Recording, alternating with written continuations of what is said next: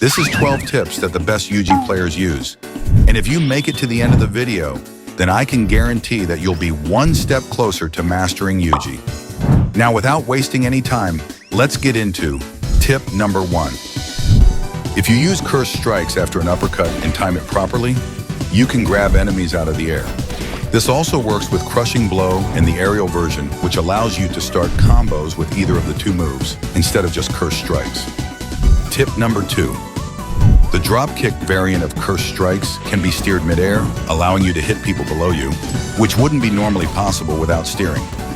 Tip number 3. With cursed strikes aerial variant and the special feinting ability exclusive to Yuji, you can close gaps between you and your enemy quickly or use it to parkour around, which is really useful during PvP as it gives you a lot of mobility, which can be used to confuse enemies. This also works with the dropkick as it lifts you up enough to dodge some moves. Tip number 4. To land a black flash, you would typically wait for your character to turn white, then press 3. However, this is a pretty unreliable method as you probably wouldn't be staring at your character during PvP. So instead, what you should be doing is remembering the timing of a black flash so that you can use it without looking at your character. Tip number 5. If you black flash an enemy in the back, then you can chain it further, dealing less damage than a normal black flash, in exchange for a refreshed cooldown as long as you hit the back. To activate this black flash during a combo, you could do 3 M1s and then side dash around to the back while doing a black flash at the same time. If you do it properly and fast enough, then the enemy should not be able to escape from it, allowing you to land a minimum of 2 black flashes on them for extra damage. However, this can be easily countered if you do it too slow. Another method of chaining black flashes is to jump on top of their head while M1ing and black flash their back, and after you just keep repeating this until you fail.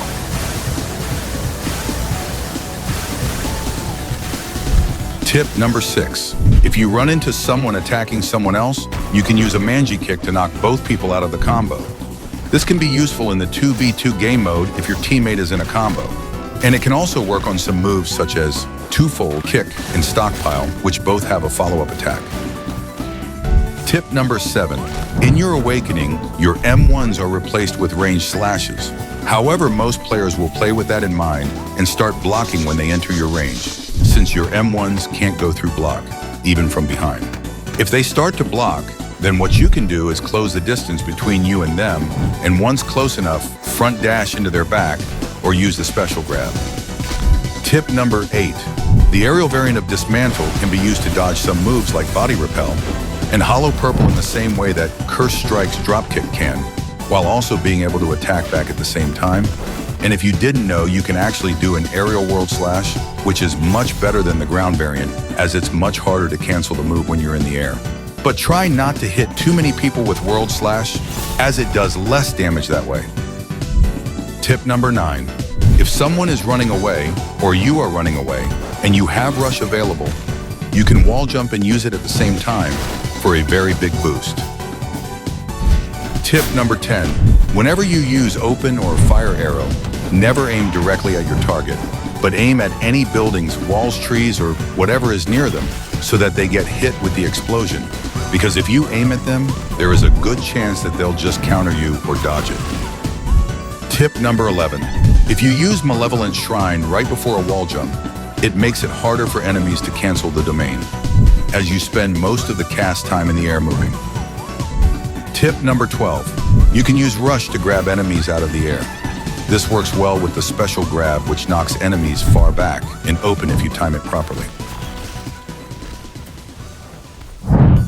Now, I'll be showing you how to use these tips in a ranked 1v1 match.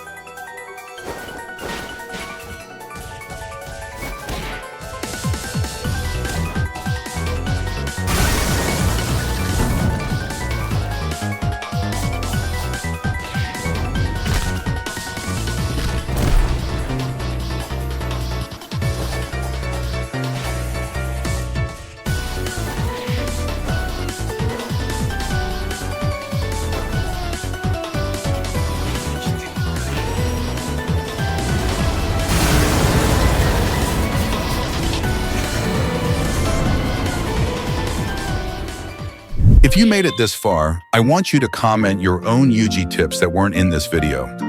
I'll be doing a poll on my community tab to decide whether I'm going to do a Hikari video or a Gojo video for my next tips video, so please vote for whoever you think I should do. Also check out my TikTok and consider following, as I'm closing in on 50,000 followers, which by the time I'm uploading this, I might have. That's all for today's video. Thanks for watching.